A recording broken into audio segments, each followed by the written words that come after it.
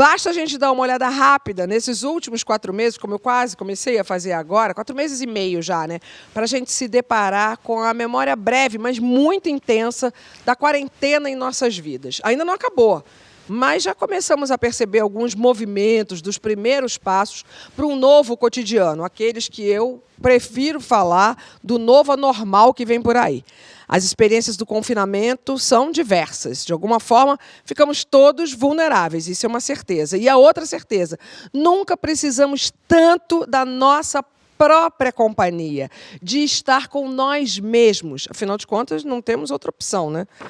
Bom, pastor Henrique, você é bom amigo para você mesmo?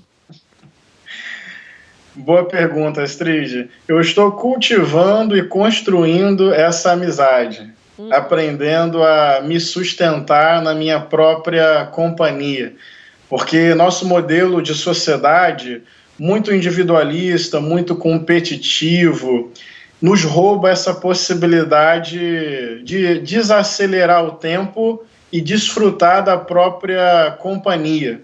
Então a gente desaprende a gostar do silêncio, a gente se incomoda diante do silêncio. Não é uma tarefa exatamente fácil mergulhar dentro do oceano que nos habita, mas está sendo uma boa aventura descobrir a minha própria companhia e a pluralidade que me habita. Dentro de mim tem vulcão, ventania, brisa suave, poesia, conto, prosa, e é muito bonito mergulhar assim nessa pluralidade da minha própria vida. É doloroso, é prazeroso, mas eu estou construindo aos poucos esse prazer de mergulhar dentro. Agora, sem dúvida nenhuma, a pandemia nos colocou nessa situação de melhores observadores da gente mesmo, não é?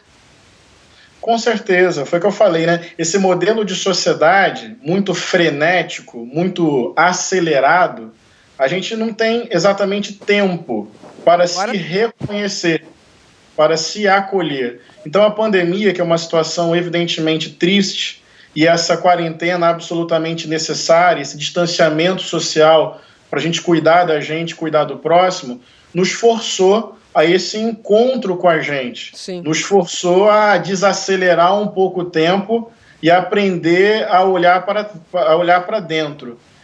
Então, concordo com você. Acho que esse cenário nos coloca diante de um espelho. E aí é desafiador e maravilhoso ao mesmo tempo esse encontro com a gente, né? Queria muito ter uma história inspiradora para poder contar para as pessoas que assistem o nosso programa, mas eu vou ser bem sincera para vocês, gente. Eu percebi, principalmente no início da pandemia, que eu não sou uma boa companhia para mim mesma. E foi muito difícil perceber isso. Eu respirei, parei e fui mergulhando cada vez mais numa espécie de escuridão. Foi uma fase, assim, eu tive várias fases nessa minha pandemia. E aí, eu acho que na escuridão, os meus olhos conseguiram enxergar que não é o momento da gente usar essa loucura, essa treva que a gente está vivendo como um parâmetro. Acho que essa foi a minha grande conclusão. Cara, não é parâmetro, então não vou me cobrar tanto, não vou ficar me cobrando para ser uma boa companhia para mim mesma, mas foi difícil chegar nesse lugar. Porque é muito difícil a gente lidar, né, consigo mesmo. E eu acho que, aproveitando também que o pastor Henrique Vieira está aqui com a gente, eu fiquei pensando muito em fé, eu fiquei pensando muito em espiritualidade. E fiquei pensando que esse caminho que a gente busca, quando a gente está nesse lugar de vulnerabilidade, eu acho que a pandemia ela despertou muita vulnerabilidade da gente, principalmente a gente que é negro, porque a gente viu tanta coisa acontecer, esse racismo exacerbado, os protestos nos Estados Unidos, os Vidas Negras Importa brotando e depois desaparecendo, com as coisas acontecendo no Brasil, e aí ficando nesse mix de revolta e de tolerância. Esse lugar que a gente fica da vulnerabilidade, buscar a Deus e buscar ter fé nessa vulnerabilidade é um bom caminho? Olha, Gabi, eu acredito que sim, e eu acredito que a fé só faz sentido a partir da vulnerabilidade mesmo. A fé, na compreensão que eu cultivo no meu coração, a fé não é uma anestesia, a fé não nos imuniza diante dos sofrimentos da vida. A vida tem um sofrimento próprio eu lembro daquelas palavras do Toquinho. Às vezes eu fico pensando na vida e, sinceramente, não vejo saída. Como é, por exemplo, que dá para entender, a gente mal nasce e começa a morrer. Ou seja, a vida é um paradoxo. Cada dia a mais é um dia a menos. A vida está atravessada por um desamparo. E um vírus lembra que a humanidade é potente, mas, ao mesmo tempo, muito frágil. Então, existe um sofrimento que é da ordem da vida. Nascer é começar a morrer. E existe um outro sofrimento, que você localizou bem, que é o sofrimento fruto das injustiças humanas. A desigualdade social, o acúmulo de riqueza, o racismo estrutural, a ordem patriarcal, são elementos da estrutura social que também impõem vulnerabilidade, selecionam corpos para a morte e promovem sofrimento cotidiano. Pois bem, a fé não é um estalar de dedos que resolve tudo. A fé é essa dimensão profunda que nos liga ao outro, que nos liga à comunhão, que amadurece o nosso coração, que nos dá mais serenidade para não sucumbir ao desespero e para, a partir da vulnerabilidade, construir com protagonismo e esperança a nossa própria vida. Viver é dançar à beira do abismo. Viver é frágil. Viver tem uma margem de desamparo, tem o sofrimento próprio da vida e tem as injustiças humanas. A fé não é a solução mágica, mas a fé é aprender a dançar diante do abismo, é aprender a gostar da vida e, com protagonismo e esperança, produzir uma vida saudável, mesmo diante do abismo que o tempo inteiro nos cerca. Então, sim, nesse momento eu tenho aprofundado a minha fé, não me tornando mais super-herói. Pelo contrário, me tornando mais humano, admitindo e reconhecendo a minha vulnerabilidade e vendo que tipo de dança, que tipo de poesia, que tipo de alegria eu consigo produzir mesmo diante do abismo. A gente passa uma vida ouvindo. Você vai sozinha? Você vai pra praia sozinha? Você vai sair para jantar sozinha? Você vai fazer isso sozinha? Até que a gente começa a descobrir que ficar sozinha é muito bom. Quando eu comecei a me investigar e me conhecer, eu vi que eu era super legal. Eu me adoro. Eu adoro estar comigo. Inclusive, eu dou risada comigo mesma. A Moja Cohen, que ela fala, não fique com medo de ficar com você. Você não está sozinha, você está com você. Então, mas isso eu acho que, como você falou, eu acho que é uma construção. Eu acho que a gente vai entendendo, a gente vai aprendendo. E eu lembro muito quando eu fui morar sozinha pela primeira vez, eu comecei a me perceber, comecei a ficar sozinha, comecei a entender quem eu era. E comecei a gostar de algumas coisas, a não gostar de outras e a tentar melhorar. Mas eu acho que é isso, eu acho que é uma construção a gente conseguir ficar com a gente mesma. E a solidão, que eu queria até te fazer uma pergunta, pastora, a solidão, ela tem uma conotação muito pejorativa na nossa sociedade. Né? Você estar sozinho, você falar de solidão, leva logo para um lugar de solitário. E você fala que a solidão, a gente não tem que lidar com uma coisa ruim, mas sim como uma forma de aprender a se amar. Como que é essa solidão, a gente aprendendo a nos amar? Com certeza, Mônica, porque se a gente for parar e pensar, a solidão é uma condição humana. Em certo sentido, é isso. A pandemia e a quarentena podem estar nos provocando mais essa consciência.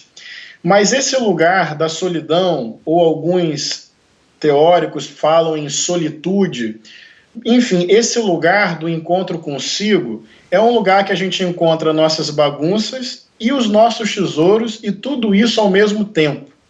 E aprender a cuidar de si é aprender a cuidar do outro. Aprender a ter amor por si é também aprender a ter amor pelo próximo. Por quê? Quando a gente não consegue sustentar a nossa própria companhia, quando a gente não consegue reconhecer nossos medos, nossas fragilidades, nossa angústia, quando a gente não consegue se amar, qual é a tendência? A gente se joga nos relacionamentos humanos com a expectativa de que as pessoas vão oferecer a solução para os nossos problemas. E o resultado disso é imaturidade emocional, superficialidade nos relacionamentos, muitas vezes relacionamentos asfixiantes, possessivos e frustrados, porque você projeta sobre o outro a solução para algo que não tem solução. Então, quando a gente aprende a se amar, a gente aumenta a nossa qualidade relacional. Eu sei que eu não estou à disposição das pessoas o tempo inteiro para resolver os problemas delas. Então eu passo a ter mais paciência com as pessoas e saber que elas também não podem, a qualquer momento ou a todo momento, resolver os meus problemas. Se eu aprendo a ter paciência com as minhas fraquezas, eu também aprendo a ter mais paciência com a fraqueza dos outros. Por isso, gostar de si é se preparar para relações mais generosas, relações mais profundas, relações em que um não é a solução do outro, mas que um reconhece a sacralidade da solidão do outro. A gente não é máquina que se conserta, a gente é ser humano que se experimenta. A gente precisa sustentar um pouco mais o silêncio, porque depois do silêncio as palavras vêm com mais força. A gente precisa sustentar um pouco mais a saudade, porque depois da saudade, os encontros são mais profundos. A gente precisa gostar mais da solidão, porque depois da solidão, a comunhão é mais autônoma, livre e verdadeira. Cara, eu adorei esse negócio que o pastor Henrique falou de encontrar as bagunças e tesouros. Eu acho isso muito, muito sintético e muito bonito, assim, e imagético, né, ao mesmo tempo. Porque eu acho que não ter medo de olhar para as nossas bagunças, porque olhar para o nosso tesouro, vamos lá, né, gente, teoricamente é mais fácil, né? Mas não ter medo de olhar para as nossas bagunças é um negócio que, cara, tem que ter coragem, né? Tem que se dispor a ser falho, né? Tem que se dispor a olhar para isso, para essa sombra. E eu acho isso muito bonito, muito enriquecedor também, sabia? Eu sempre curti ficar comigo mesma, assim. Nunca tive problema com isso, pelo contrário, eu gosto muito da solitude. Minha vida mudou muito depois que eu tive filho, né? Que eu tenho que ter mais... Tem mais tudo, né, gente? Tem mais tudo, tem mais alegria, tem mais barulho, tem mais tudo. Você também é pai agora, né, pastor Henrique? E deve saber o que eu estou falando, né? Mas, ao mesmo tempo, esse espaço do retiro, sabe, de ficar comigo mesma, isso se reduziu também. Eu sinto falta porque eu gosto, eu acho tranquilo ficar nesse lugar contemplativo, assim. Acho bem de boa. Em comum é que tem uma situação aqui da quarentena, é que todos vocês têm a companhia de um adulto junto para dividir. Mas muitas pessoas... Verdade, Astrid. Isso faz muita diferença. Muitas pessoas estão sozinhas mesmo. Eu ainda tenho também uma criança, mas não tenho um adulto.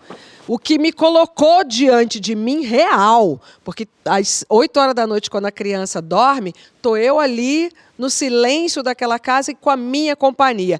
Que eu falei isso para vocês, eu acho que eu já vinha me preparando para chegar nesse momento. Eu já vinha cada vez mais me espiritualizando, eu já vinha há muitos anos praticando a yoga. Não é à toa que a yoga e meditação viraram febre nesse momento, e que tomara que sigam. Tomara que sigam como boa companhia, porque é um momento muito bom, é um exercício muito bom de encontro com a gente mesmo. Mas eu me solidarizo muito com as pessoas que realmente estão atravessando esse momento sozinhas, sem a companhia de um adulto dentro de casa, com um companheiro, uma companheira, para dividir.